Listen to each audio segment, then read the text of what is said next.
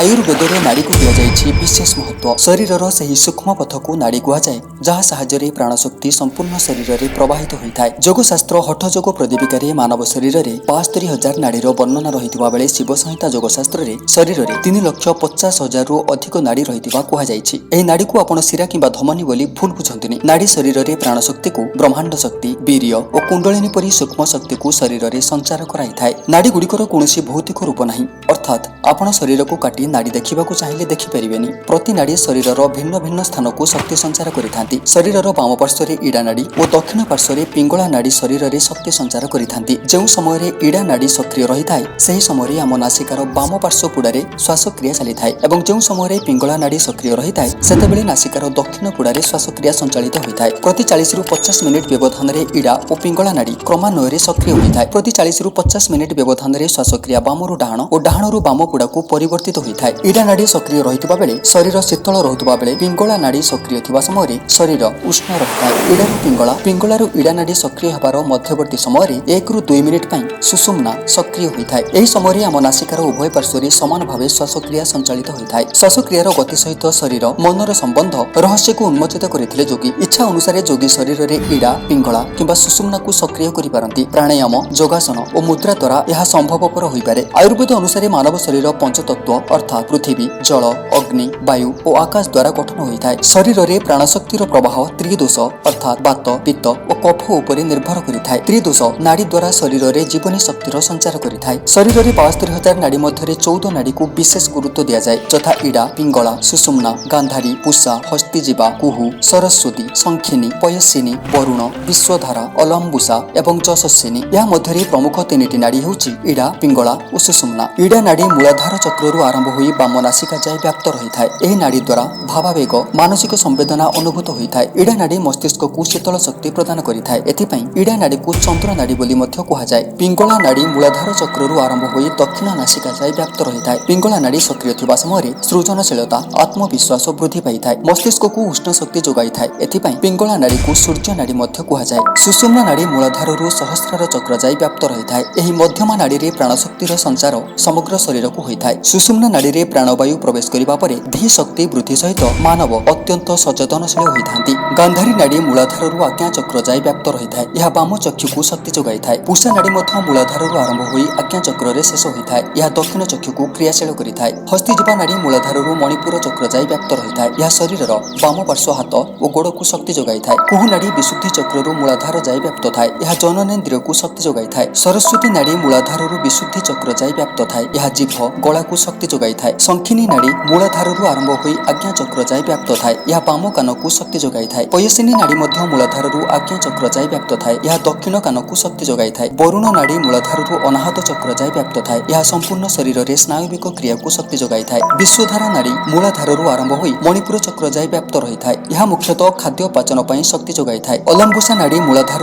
विशुद्धि चक्र जाए व्याप्त थाए। यह शरीर विषाक्त और वर्ज्य बाहर करने को शक्ति जोगाई था। एवं शेष में यशस्विनी नाड़ी मूलाधार मणिपुर चक्र जाए व्याप्त रही है। यह शरीर दक्षिण पार्श्व हाथ और गोड़ को शक्ति जोगाई था।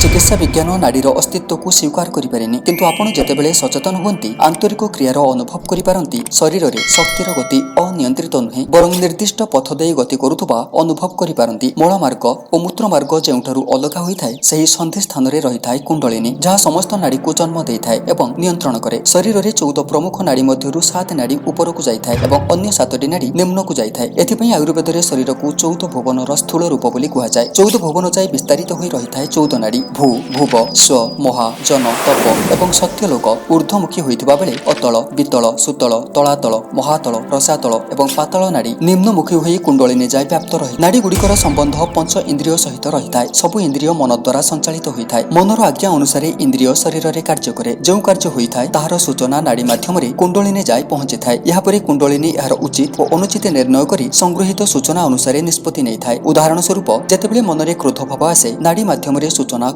କୁଣ୍ଡଳିନୀରେ ପହଞ୍ଚିଥାଏ। କୁଣ୍ଡଳିନୀର ପୂର୍ବ ସ୍ଥିତିରେ ବିଚଳନ ସୃଷ୍ଟି ହୁଏ। ଏକ ପ୍ରକାର ଭୌତିକ ରସାୟନ ସୃଷ୍ଟି ହୋଇଥାଏ ଯାହା ପୁନର୍ବାର ନାଡି ଦ୍ୱାରା ମନରେ ପହଞ୍ଚିଥାଏ। ଯେତେବେଳେ କେହି ଆମକୁ ଅପମାନଜନକ କଥା ଶୁଣାଇଥାନ୍ତି ତୁରନ୍ତ ଏହି ସୂଚନା ଜ୍ଞାନେନ୍ଦ୍ରିୟ ସହାୟକ ବାହିକା ଦ୍ୱାରା ମନ ନିକଟରେ ପହଞ୍ଚିଥାଏ। ପୂର୍ବ ଅଭିଜ୍ଞତା ଆଧାରରେ ମନ ତତ୍କାଳ ପ୍ରତିକ୍ରିୟା ସମ୍ବନ୍ଧିତ ସୂଚନା ନାଡି ଦ୍ୱାରା କୁଣ୍ଡଳିନୀରେ ପହଞ୍ଚାଇଥାଏ। ଏହାପରେ ପ୍ରତିକ୍ରିୟା ଏକ ରସାୟନ ରୂପ ଧାରଣ କରି ନାଡି ବାହକ ଦ୍ୱାରା ମନ ନିକଟରେ ପହଞ୍ଚିଥାଏ। ଏହାପରେ ଆମେ ସମ୍ମୁଖସ୍ଥ ଲୋକଙ୍କୁ ପ୍ରତିକ୍ରିୟା ଦେଇଥାନ୍ତି। ମାନସିକ ଶକ୍ତି ବା ଯାହାକୁ ଆମେ ବ୍ରହ୍ମ କହିଥାନ୍ତି ସେହି ଶକ୍ତି ଦ୍ୱାରା କୁଣ୍ଡଳିନୀ କାର୍ଯ୍ୟ କରିଥାଏ। ସାତ୍ୱିକ ବିଚାର ଦ୍ୱାରା ଯଦି ଆମେ କାର୍ଯ୍ୟ ସମ୍ପାଦନ କରନ୍ତି ତେବେ କୁଣ୍ଡଳିନୀ ଉପରେ ଅନାବଶ୍ୟକ ଚାପ ପଡ଼ିନଥାଏ। ଏହା ସ୍ୱାଭାବିକ ଭାବେ ଶରୀରକୁ ଊର୍ଦ୍ଧ୍ୱତମ ସୋପାନକୁ ନେବାକୁ କ୍ରିୟାଶୀଳ ରହିଥାଏ। କୁଣ୍ଡଳିନୀ ଊର୍ଦ୍ଧ୍ୱଗାମୀ ହୋଇ ପ୍ରଥମେ ମୂଳାଧାର ଚକ୍ର, ପରେ ସ୍ୱାଧିଷ୍ଠାନ, ମଣିପୁର, ଅନାହତ, ବିଶୁଦ୍ଧି ଏବଂ ଶେଷରେ ଆଜ୍ଞା ଚକ୍ର ଅତିକ୍ରମ କରି ବ୍ରହ୍ମରନ୍ଧ୍ର ବା ସହସ୍ରାର ଚକ୍ରରେ ଯାଇ ସ୍ଥିର ହୋଇଥାଏ। ପତଞ୍ଜଳି ଯୋଗସୂତ୍ର ଅନୁସାରେ ଯମ, ନିୟମ, ଆସନ, ପ୍ରାଣାୟାମ ଓ ପ୍ରତ୍ୟାହାର ସାଧନା ପରେ ମନ ସ୍ଥିର ହୋଇଥାଏ। ଏହାପରେ ସୁଷୁମ୍ନା ନାଡିରେ ଶକ୍ତି ପ୍ରବେଶ କରିବା ଆରମ୍ଭ କରେ। ସ୍ୱରଦୟ ବିଜ୍ଞାନ ଅନୁଯାୟୀ ଶ୍ୱାସ ଯେତେବେଳେ ଦକ୍ଷିଣ ପୁଡାରେ ଚାଲିଥାଏ ଶ୍ୱାସ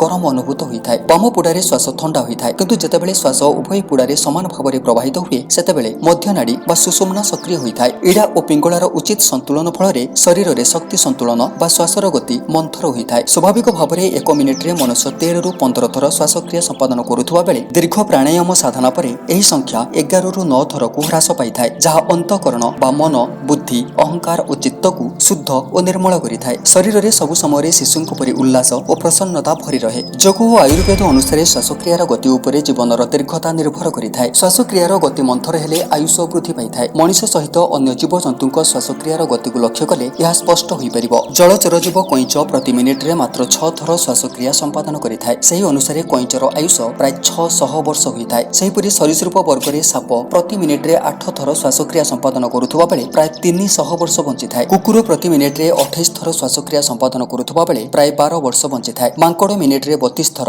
ଗୁଣ୍ଡୁଚି ମୂଷା ପ୍ରତି ମିନିଟରେ 38 ଥର ଶ୍ୱାସକ୍ରିୟା ସମ୍ପାଦନ କରିଥାନ୍ତି। ମାଙ୍କଡ଼ର ଆୟୁଷ ମାତ୍ର 10 ବର୍ଷ ହୋଇଥିବା ବେଳେ ଗୁଣ୍ଡୁଚି ମୂଷା ମାତ୍ର 8 ବର୍ଷ ବଞ୍ଚିଥାଏ। ଏଥିପାଇଁ ମହର୍ଷି ପତଞ୍ଜଳି ଇଡା ପିଙ୍ଗଳାର ସନ୍ତୁଳନ ପାଇଁ ପ୍ରାଣାୟାମ ଉପରେ ବିଶେଷ ଗୁରୁତ୍ୱ ଦେଇଛନ୍ତି। ନାଡି ଯୋଗ କେବଳ ପ୍ରାଚୀନ ଭାରତ ପାଇଁ ନୁହେଁ ବରଂ ବର୍ତ୍ତମାନ ସମୟ ପାଇଁ ମଧ୍ୟ ବେଶ ମହତ୍ୱପୂର୍ଣ୍ଣ।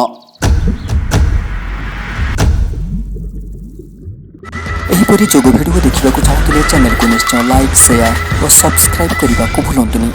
ଧନ୍ୟବାଦ।